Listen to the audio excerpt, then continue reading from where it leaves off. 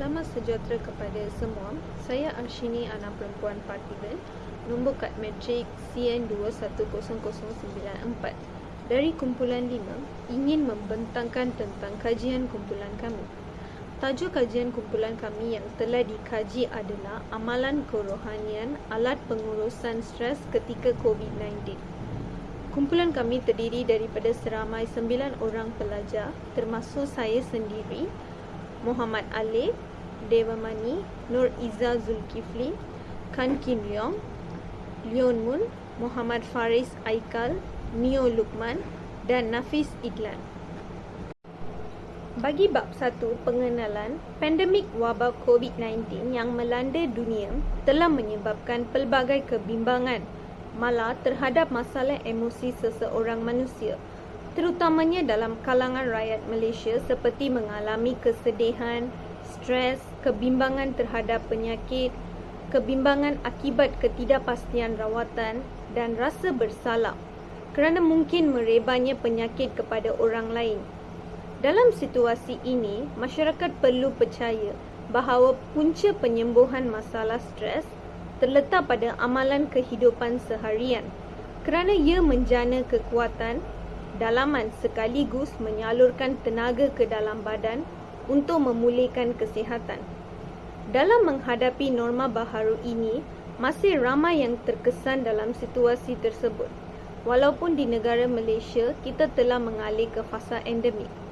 Malah, ada yang tidak dapat menerima hakikat dan mengadaptasi kesan daripada pandemik sehingga mengambil keputusan untuk membunuh diri kerana tidak dapat meneruskan kehidupan dan melihat kematian sebagai solusi kepada segala masalah dan tekanan yang dihadapi. Kes bunuh diri, penggunaan bahan larangan dan tindakan yang memudaratkan diri berpunca dari aspek spiritualiti atau kerohanian yang semakin berkurangan. Bagi permasalahan kajian, COVID-19 ini adalah punca utama terhadap masalah emosi seseorang manusia nyata yang melanda dunia, khususnya di negara Malaysia. Akibat wabak ini, rakyat Malaysia secara tidak langsung terlibat dalam keseluruhan norma baharu bagi mengekang penularan wabak ini. Dalam arus norma baharu dan perintah kawalan pergerakan ini, timbullah perkara yang kita rasakan memberi impak negatif kepada pembangunan negara, terutama dalam masalah kesihatan mental apabila ia berpunca daripada masalah sosial, antaranya hubungan kekeluargaan, kesihatan dan persekitaran.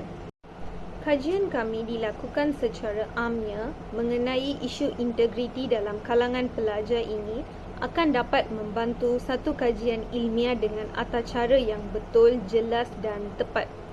Objektif kajian ini adalah ingin mengetahui kepentingan elemen dan amalan kerohanian dan pegangan agama dalam menangani masalah tekanan mental dalam menghadapi krisis yang berlaku ketika pandemik COVID-19. Yang kedua adalah mengenal pasti tahap keberkesanan elemen dan amalan kerohanian dalam menangani stres ketika pandemik COVID-19. Yang terakhir adalah apakah kaedah yang dapat digunakan dalam menangani masalah tekanan mental semasa pandemik COVID-19. Pandemik COVID-19 telah mencetuskan pelbagai konflik akibat daripada masalah dan isu-isu pengurusan stres dalam menjalani kehidupan seharian yang telah timbul sepanjang pandemik ini. Kepentingan kajian kita Amalan Kerohanian Alat Pengurusan Stres Ketika COVID-19 adalah menambahkan ilmu pengetahuan mengenai amalan kerohanian dan kesan gangguan mental terhadap seseorang individu ketika mengalami pandemik COVID-19. Yang kedua adalah menerangkan cara yang lebih berefektif bagi mengatasi masalah stres terhadap seseorang individu semasa pandemik COVID-19. Yang terakhir adalah menggalakkan cara untuk mempraktikkan amalan kerohanian sebagai aktiviti penting dalam kehidupan seharian. Bagi bab 2, kajian literature pula, golongan mahasiswa dan mahasiswi adalah golongan yang mengalami gangguan emosi ketika pandemik COVID-19 berlaku. Mahasiswa adalah golongan yang mudah mendapat tekanan akibat penyesuaian pendidikan, sosial, persekitaran dan psikologi dalam suasana kampus. Kajian menunjukkan bahawa pandemik COVID-19 menyebabkan semakin ramai mahasiswa yang terdedah kepada masalah stres sehingga mendatangkan kesan kepada pencapaian akademik, aktiviti kokurikulum dan peranan sebagai ahli masyarakat. Pensyarakanan di Fakulti Psikologi dan Pendidikan FPP, Universiti Malaysia Sabah UMS, mengatakan bahawa menjalani kehidupan sebagai mahasiswa adalah perkara yang agak mencabar bagi seseorang individu. Baiklah, saya akan menerangkan tentang bab 3 iaitu metodologi kajian, di mana kami menggunakan sampel kajian dan mendapatkan kajian yang telah dijalankan. Bahagian ini membincangkan analisis data dan memaparkan hasil penemuan kajian yang telah diperolehi daripada soal sidik yang telah diisi sebanyak 60 responden. Data yang dikumpul akan diproses untuk mendapatkan statistik seperti nilai peratusan, minimum purata dan juga taburan kekerapan.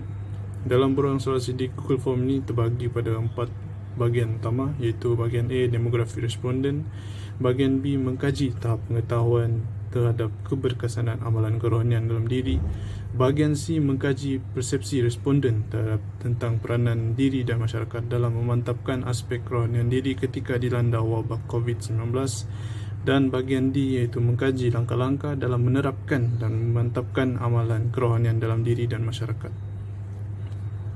Baiklah, saya akan menerangkan tentang bahagian A, demografi responden, di mana demografi responden terbagi kepada 6 soalan, iaitu jantina, umur, kaum, tahap pendidikan, fakulti dan juga tahun pengajian. Bagi jantina, peratusan tertinggi dimiliki oleh perempuan iaitu sebanyak 51.7%, diikuti dengan lelaki sebanyak 48.3%. Bagi umur, peratusan tinggi adalah sebanyak 48.3%, iaitu pelajar yang berumur lingkungan 21 tahun hingga 23 tahun. Diikuti dengan pelajar yang berumur 24 tahun dan ke atas, iaitu sebanyak 31.7%, dan yang terakhir adalah pelajar yang berumur lingkungan 18 hingga 20 tahun, iaitu memegang sebanyak 20%. Bagi kaum, kami bagikan soalan kepada 4 kategori utama, iaitu Melayu, Cina, India dan Bumiputera Sabah dan Sarawak. Bagi kaum Melayu memegang peratusan tertinggi iaitu sebanyak 65%, diikuti dengan kaum India iaitu sebanyak 16.7%, dan seterusnya Cina sebanyak 10%, dan yang terakhir adalah Bumiputera Sabah dan Sarawak sebanyak 8.3%. Bagi tahap pendidikan, peratusan tertinggi adalah 76.7%, iaitu pelajar atau individu yang sedang menduduki ijazah sarjana, diikuti dengan diploma sebanyak 18.3%. Bagi fakulti, peratusan tertinggi adalah sebanyak 33.3%, iaitu pelajar-pelajar dari Fakulti Teknologi Kejuruteraan FTK. Dan tahun pengajian yang memegang peratusan tertinggi adalah tahun 1 sebanyak 75%, diikuti dengan tahun 2 sebanyak 16.7%. Baiklah, saya akan menerangkan tentang bahagian B, iaitu mengkaji tahap pengetahuan terhadap keberkesanan amalan kerohanian dalam diri. Baiklah, untuk bahagian ini terdapat skala penilaian yang terbagi kepada 5, iaitu yang pertama adalah sangat setuju, skala 1. Yang skala kedua adalah tidak setuju, skala ketiga tidak atau kurang pasti, skala keempat setuju, dan skala yang terakhir iaitu skala 5, sangat setuju. Baik, bagi soalan atau pernyataan pertama adalah amalan kerohanian dapat memberikan ketenangan kepada seseorang yang melakukan amalan beribadat. Baiklah, peratusan tertinggi jatuh pada skala 5 iaitu sangat setuju, diikuti dengan skala 4 iaitu setuju. Dan yang ketiga adalah tidak atau kurang pasti. Baiklah, untuk pernyataan kedua, amalan kerohanian dapat menanam sifat bertanggungjawab kepada agama, keluarga dan sebagainya. Baik, peratusan tertinggi juga jatuh pada skala 5 iaitu sangat setuju, diikuti dengan skala 4 setuju dan yang seterusnya. Yang ketiga adalah amalan kerohanian dapat mendisiplinkan diri dan meningkatkan imagekan diri. Peratusan tertinggi juga jatuh pada skala 5 iaitu sangat setuju, diikuti dengan skala 4 setuju dan seterusnya. Bagi penyataan keempat, amalan kerohanian dapat mengelakkan diri daripada terjebak dalam kegiatan kurang sihat dan tidak berfaedah. Peratusan tertinggi jatuh kepada skala 5, iaitu sangat setuju, diikuti dengan skala 4 dan skala 3. Baiklah, untuk penyataan kelima atau soalan kelima, amalan kerohanian dapat menyimbangkan 4 perkara asas dalam jadi, iaitu jasmani, emosi, rohani dan intelek. Peratusan tertinggi jatuh juga kepada skala 5, iaitu skala sangat setuju, diikuti dengan skala 4, iaitu setuju, dan skala 3. Baiklah, secara ringkasnya, bagi